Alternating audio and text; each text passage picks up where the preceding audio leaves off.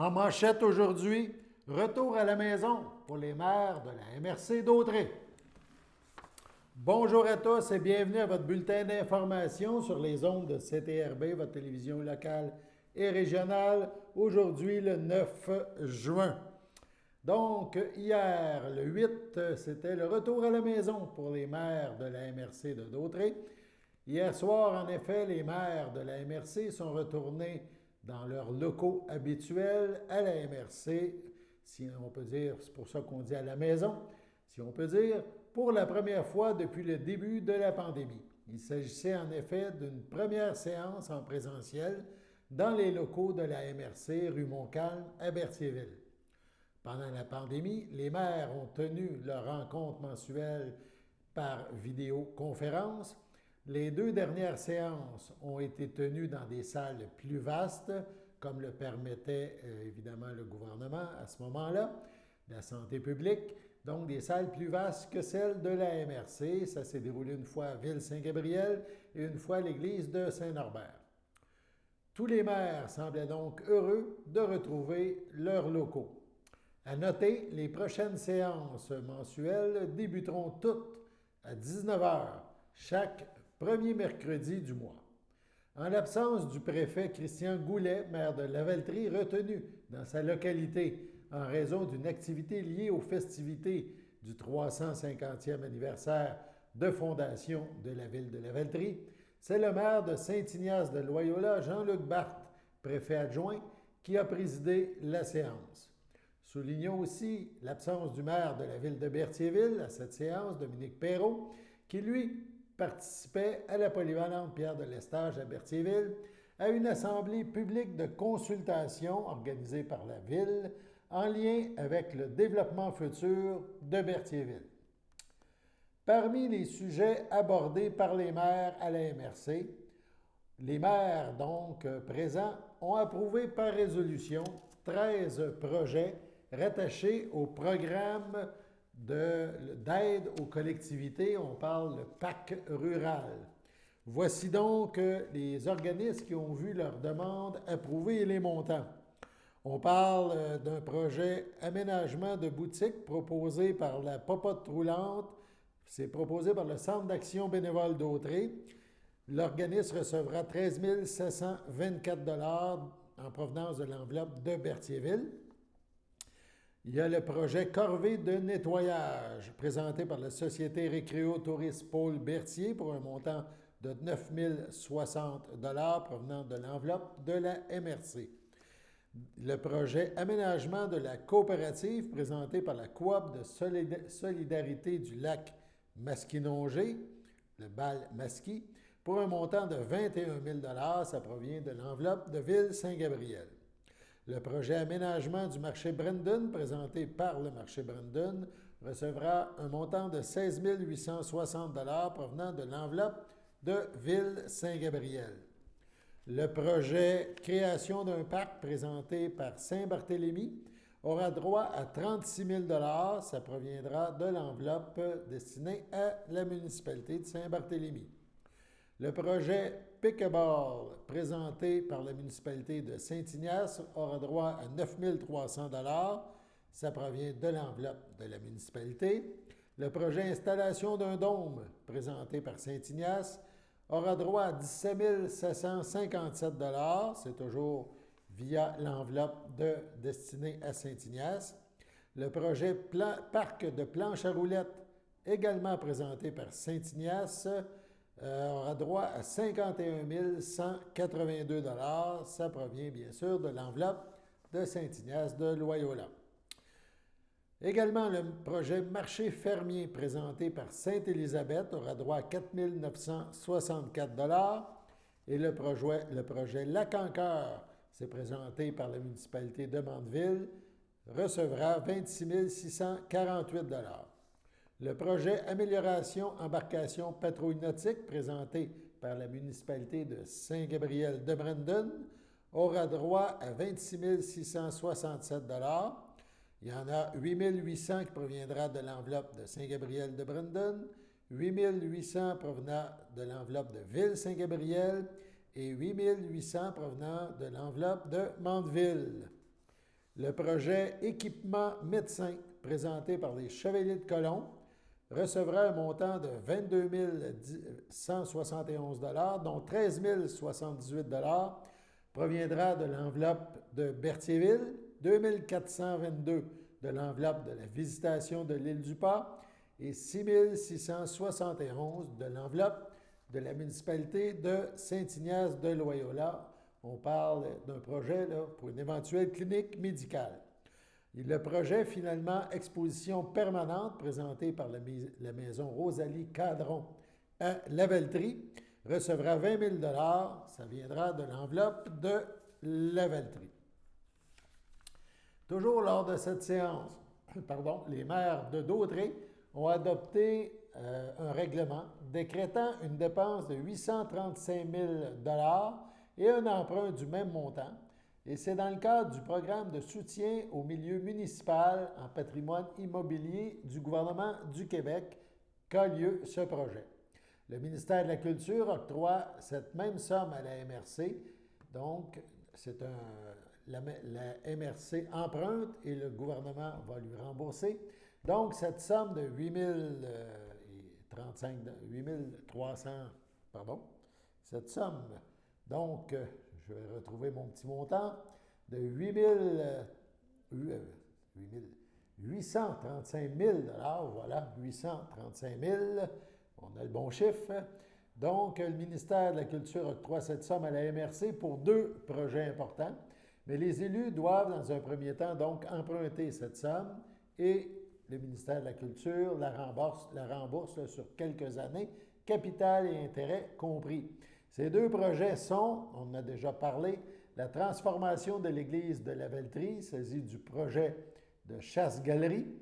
Une somme de 791 000 est rattachée à ce dossier et un montant de 43 000 ira quant à lui du côté de l'église de Saint-Norbert, déjà transformée en centre communautaire.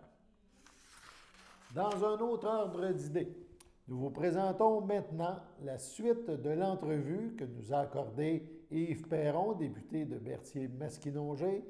Le sujet de cette entrevue amorcée donc hier, c'est l'expérience vécue par M. Perron lors de son voyage en Afrique, plus précisément au Ghana. On l'écoute. Autre, est-ce que vous avez visité avez-vous vu je sais que l'OCDE ou les fonds canadiens là, sont souvent affectés à des projets. Oui. Êtes-vous allé visiter des choses comme ça que le Canada, Oui. on a participé? Pas suffisamment à mon goût, je vous dirais, parce que, comme je vous disais, c'était vraiment des rencontres à contenu politique du matin au soir, avec un horaire extrêmement serré, là, le temps d'échanger nos cartes d'affaires après l'heure, puis on partait à la course pour le prochain rendez-vous. Mais la dernière journée, on est allé dans une école, entre autres, qui a été démarrée avec les fonds de démarrage d'entreprise, là, en partenariat avec les fonds que l'aide canadienne est apportée là-bas. Et il y avait sur place un monsieur qui fabriquait du savon, une dame qui avait un salon de coiffure, une dame qui fabriquait des robes aussi, qui ont eu chacun leur tour des prêts de démarrage d'entreprise. Il y a un système de mentorat avec de coaching, si vous voulez, là, pour développer les services à la clientèle et ainsi de suite. C'était fort intéressant. Moi, j'aurais bien aimé visiter l'atelier de savon, mettons. On n'avait pas le temps là. Donc, c'était très rapide, mais cette expérience-là nous a permis aussi de sortir du centre-ville d'Accra et de voir aussi là, la vraie population, et ainsi de suite. Donc, évidemment, ça ne ressemble pas du tout aux rues du Québec. Non, hein? Non, mais les enfants sont charmants, puis les gens sont très chaleureux, puis on a eu des très bons contacts. Vraiment, c'était super agréable. Au niveau de l'environnement, c'est toujours la question que je pose quand les gens se promènent un petit peu. Ouais. Est-ce qu'il y a une conscientisation dans ces pays-là? Absolument, mais c'est souvent dans les rencontres avec les politiciens ou avec la Banque de développement africain, on identifiait que l'Afrique est responsable d'un très faible pourcentage du réchauffement climatique, hein, peut-être 5%, même pas, mais c'est eux qui en subissent les plus grandes conséquences parce qu'ils sont les moins développés, sont les pays les plus chauds, donc où l'impact se fait sur la sécheresse et ainsi de suite. Donc, ils sont très sensibilisés à ça et les projets d'investissement, comme je vous disais tantôt, les panneaux solaires, il y a des projets pour l'irrigation des terres aussi de façon permanente. Et il y a une bonne sensibilité à ça, mais c'est pour ça aussi que je pense qu'il faut qu'on soit là. Il faut qu'on soit là pour apporter une aide qui soit cohérente et structurante. Pas juste une aide pour dire bon, ben, je t'ai donné à manger, je me sens bien, je me couche puis je dors. Là. Ouais. C'est plus des investissements à long terme. Mais je pense que ça peut même, tu sais, l'aide internationale, des fois, les gens disent oui, mais il y a des choses qui vont mal ici. Oui, mais ça peut même être positif à long terme pour nos entreprises qui se déplacent là. Le potentiel de rendement sur les investissements en Afrique est énorme. L'enjeu, c'est beaucoup, comme je l'ai mentionné tantôt, la sécurité. Donc, une des étapes d'ailleurs qui sont à faire, c'est dans des travails là-dessus sur des projets de loi au Parlement du Ghana, c'est justement de sécuriser les investissements qui proviennent de l'étranger. On est super bien reçus, là, je vous ai lancé ça un peu en vrac tantôt, mais on a été reçus aussi au Parlement du Ghana, on a rencontré le président de la Chambre, et le fonctionnement de la politique, c'est pas pareil comme ici, là, donc c'est bien intéressant de discuter. Là. Les ministres ne sont pas députés non plus. Ils ne peuvent pas redevenir députés par la suite, tout comme le président de la Chambre. Donc, il y a des similarités, il y a des choses qui ne sont pas pareilles. Et c'est bien. Moi, j'ai trouvé ça très enrichissant sur le plan personnel. C'est sûr que un peu fatigant. Parce que c'était 8 jours avec beaucoup d'avions et le décalage et tout. C'est ça, c'était la semaine de relâche parlementaire. Fait que moi, ça m'a coupé un peu aussi de mes activités que j'avais prévu faire en circonscription pendant cette semaine-là, puis de faire une petite pause. Fait que là, la suite de la session parlementaire, ce soir, on siège jusqu'à minuit encore. Là. Ah oui, mon Dieu. Oui, c'est ça. Fait que c'est un peu intense, mais je ne suis pas là pour me plaindre. C'est un beau privilège que j'ai eu de représenter le Québec à l'international comme ça. Ça termine, vous terminez dans 2 semaines, dans 3 semaines? On termine le 23 juin, en théorie, évidemment. L'Alliance NPD libérale pourrait arriver à tout moment avec une motion mammouth là, qui met un terme aux travaux et qui adopte tous les projets de loi qui sont en cours d'adoption. Mais pour l'instant, là, on n'a pas de vent de ça, donc ça devrait se poursuivre jusqu'au 23 juin. Bon, on va vous souhaiter une très bonne fin de session, bon marathon, bonne soirée, puis on se reparle. Merci beaucoup. Merci, bye-bye. Bye-bye. Sur ce, allons à la pause. Le samedi matin, dès 9h30, nos téléspectateurs sont invités au Super Bingo télévisé diffusé de nos studios de Berthierville. Depuis maintenant une vingtaine d'années, plusieurs adeptes de la télévision régionale se sont partagés un montant de 600 $ disponible chaque semaine lors de cette joute de bingo télévisé. Un animateur et 3 bénévoles se succèdent à la caméra dans le but de vous faire passer une petite heure agréable et payante le samedi matin. On peut se procurer les cartes de jeu chez les dépositaires autorisés participants, c'est-à-dire à Berthierville, le dépanneur Formule 1 rue Gilles Villeneuve, le marché IGA Extra sur la rue Gabrielle Brissette, le marché Métro rue Notre-Dame, la pharmacie Proxime rue Frontenac, le garage Pétroté sur la rue Gilles Villeneuve et à Saint-Ignace-de-Loyola, le marché Aldo rang Saint-Michel, le dépanneur Le Magasin Esso sur le chemin de la Traverse. C'est un rendez-vous tous les samedis matins à 9h30 sur les ondes de CTRB, votre télévision régionale et communautaire.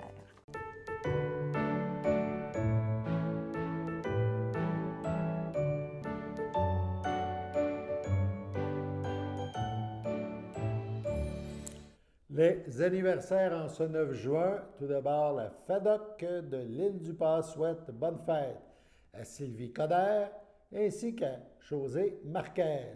C'est votre anniversaire aujourd'hui, 9 juin. Toute l'équipe de CTRB se joint à moi et vous souhaite un heureux anniversaire. Parlant d'anniversaire, Berthierville célèbre son 350e anniversaire cette année.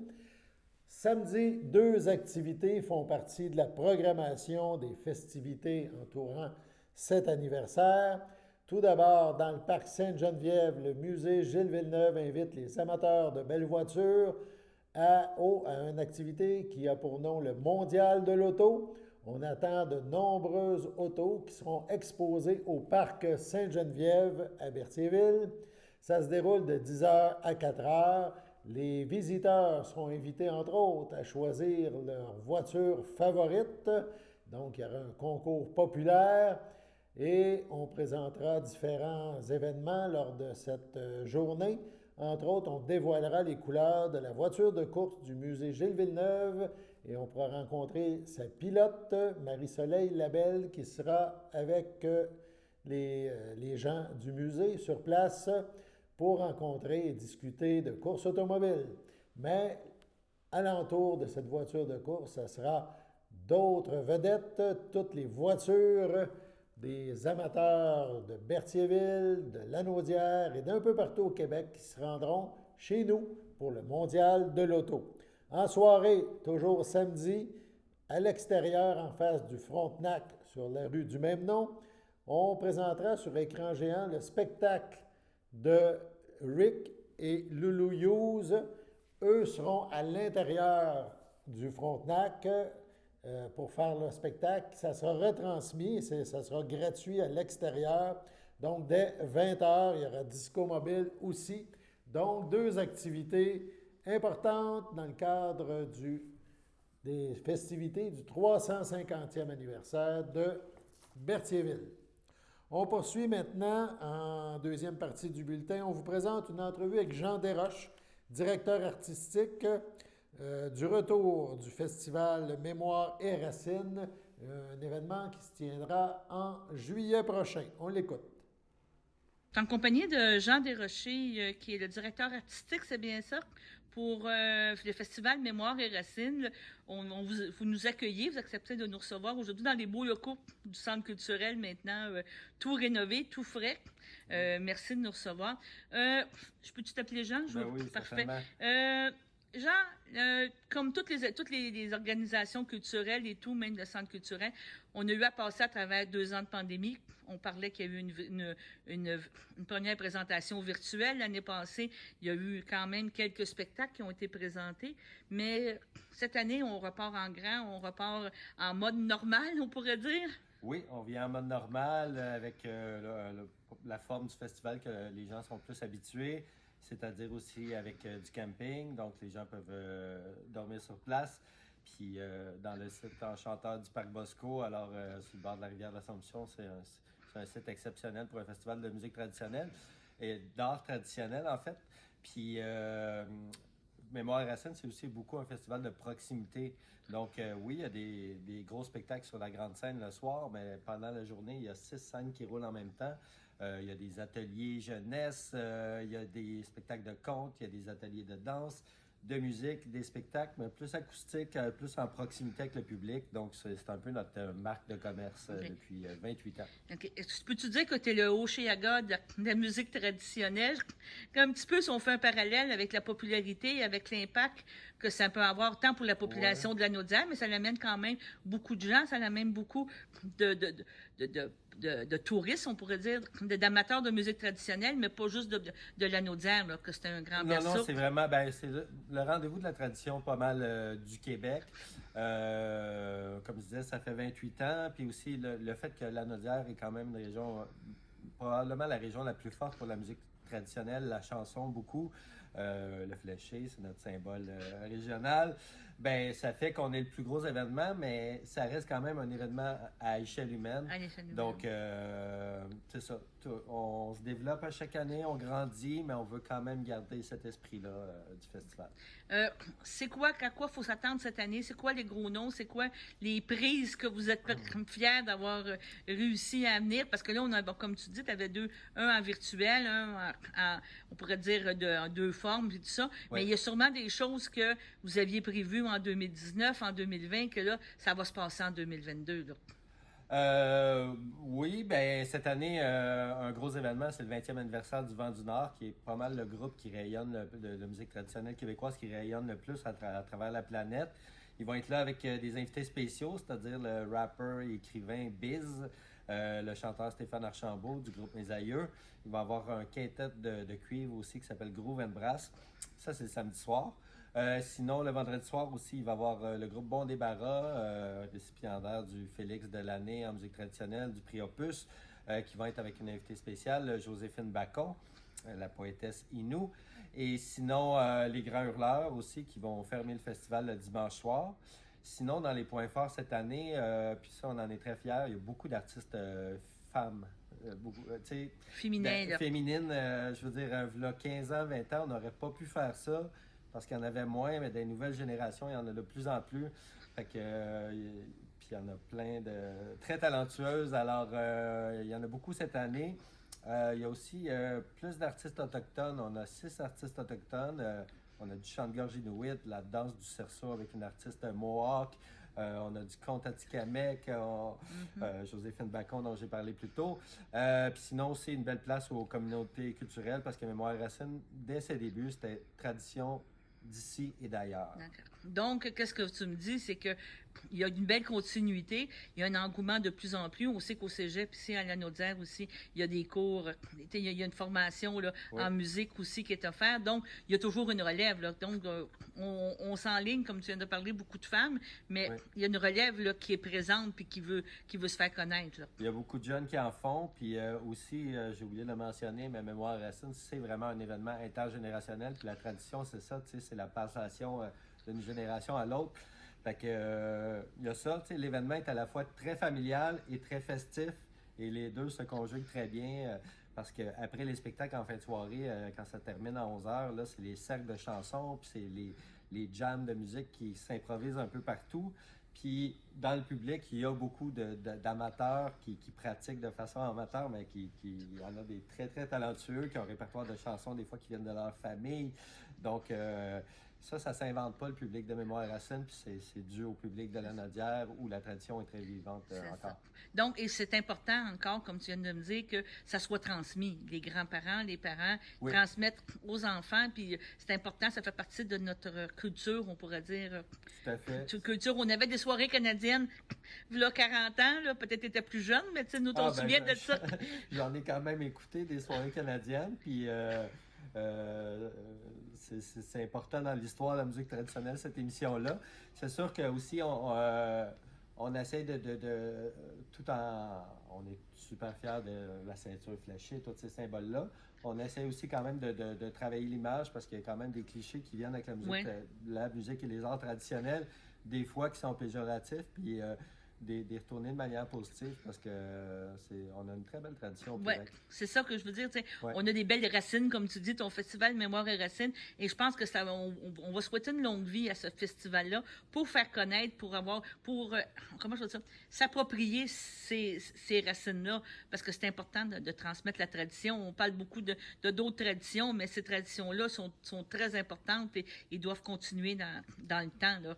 Dans le temps, puis comme je disais tantôt aussi, ces traditions d'ici et d'ailleurs, fait que c'est ouvert sur le monde, tu sais. Si je pense un peu à la programmation cette année, on va avoir des artistes de Suède, du Danemark. On va avoir une superbe chanteuse d'origine malienne qui s'appelle Jelly Tapa, qui va jouer samedi soir. On a un groupe de l'Ouest canadien de McDays. Donc, ça a toujours été comme ça aussi, Mémoire et Racines. Le folklore québécois, la musique traditionnelle a sa place sur la planète, puis accueille aussi le reste de la planète. Donc, peux-tu nous rappeler juste les dates au mois de juillet? Du 27 au 31 juillet. Beau temps, mauvais temps? Beau temps, mauvais temps. Et ça a lieu au Parc Jean-Bosco, comme on dit, là? Oui, puis les 2 premières journées aussi, ça commence au centre-ville de Joliette, à Notre-Dame-des-Prairies aussi, il y a des présentations. Donc, j'invite les gens à aller voir sur le site mémoireracines.org pour toute la programmation complète. Et les billets, les billets, on peut venir chercher ici au centre culturel ou c'est directement sur... Les deux directement en ligne. Il y a des billets à la journée. Il y a le passeport pour la fin de semaine qui est avantageux. Je le conseille. Vivre l'expérience au complet. OK. Bon, je te remercie beaucoup. On va souhaiter du bon temps. Je sais que ça doit être préparé, doit être déjà commandé. Là, le soleil est déjà commandé. Les chapelets sont encore c'est ça. As-tu vu, c'est une autre belle tradition, tu sais, quand tu viens de me parler de ça. Ça me fait penser à une autre tradition. Puis, on va souhaiter un beau succès, là, puis un bon retour. Mais je pense que cette année, tous les festivals, toutes les activités reviennent en force et reviennent encore plus fort, je te dirais. Les gens y ont hâte. Ça va être vraiment les retrouvailles du milieu. C'est ça. Ouais. Bon, je te remercie. Merci à toi. Sur ce, allons à la pause.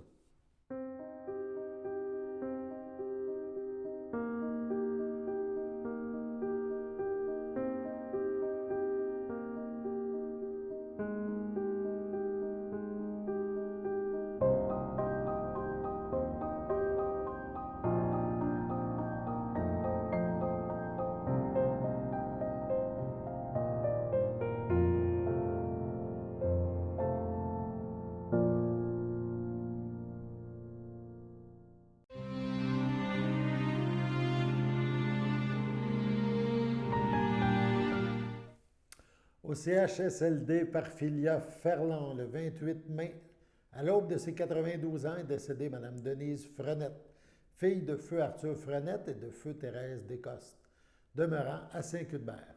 Elle laisse dans le deuil sa belle-fille Linda Poirier, ses petits-enfants, sa sœur et ses frères, ainsi que plusieurs autres parents et amis. La dépouille de Mme Denise Frenette ne sera pas exposée et une cérémonie aura lieu à une date ultérieure. Au CHDL de Saint-Charles-Borromée, le 28 avril, à 75 ans, est décédé M. Pierre Chevalier, époux de Ghislaine Paquin, demeurant à Saint-Ignace de Loyola.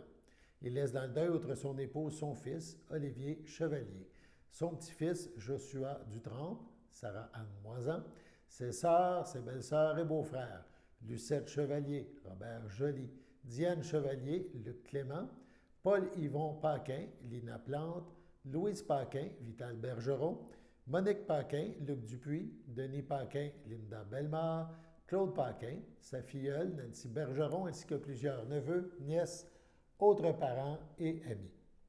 La famille vous accueillera samedi le 11 juin dès midi au complexe funéraire Efterio, 741, rue Notre-Dame à Berthierville. Suivra une liturgie en la chapelle du complexe à 14h30.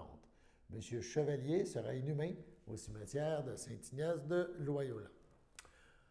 Au CHDL de Saint-Charles-Borromée, le 17 mai, à 69 ans, est décédée Mme Ginette Laforêt, fille de feu Josépha Laforêt et de Marie-Anna Cournoyer, demeurant à Berthierville.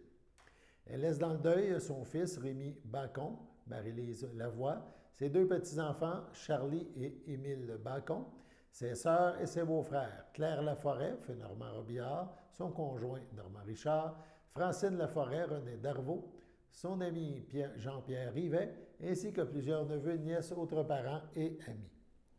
La famille vous accueillera samedi le 18 juin dès 13h en l'église Sainte-Geneviève de Berthier. Suivront les funérailles à 14h. Mme Ginette Laforêt sera inhumée au cimetière de Saint-Ignace de Loyola. Au CHSLD Alphonse Rondeau de Lanoret, le 1er juin à 83 ans, est décédée Mme Janine Picard, épouse de feu Silvio Labrec, demeurant à Lavaltrie. Lui a précédé son fils Raymond, elle laisse dans le deuil ses enfants Richard Labrec, José Rondeau, Serge Labrec, Rachel Rousseau, Ginette Labrec, Michel Thibault, Sylvie Labrec, Régent Poirier, ses petits-enfants Marc-André, Andréane, Sabrina, Cédric, Robin, Marc-Antoine et Sophie-Anne. Ses arrière-petits-enfants, Édouard, Elliot, Laurent, Thomas et Arthur, ainsi que plusieurs neveux, nièces, autres parents et amis. La famille vous accueillera samedi le 18 juin dès 13h en l'église de Saint-Sulpice. Suivront les funérailles à 14h. Madame Picard-Labrec sera inhumée au cimetière de Lavaltrie. Sur ce, passons à la météo.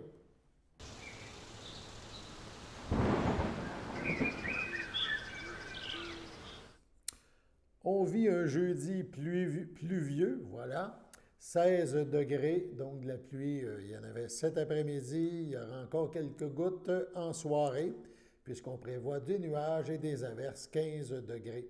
Cette nuit, un petit peu de pluie encore, moins de 1 mm, 13 degrés, c'est quand même frisquet. Demain matin, au lever, encore un peu de pluie en ce vendredi matin, 1 à 3 mm, ça se poursuit un peu toute la journée, mais le soleil fera quelques percées en après-midi. On parle quand même de quelques gouttes de pluie, environ 1 mm. Même chose en soirée, le soleil devrait être de retour samedi pour le Mondial de l'Auto, du musée Gilles Villeneuve et les autres activités de votre fin de semaine. Alain Bellumeur qui vous invite à être des nôtres demain pour la prochaine édition du bulletin Les ondes de CTRB. Au revoir.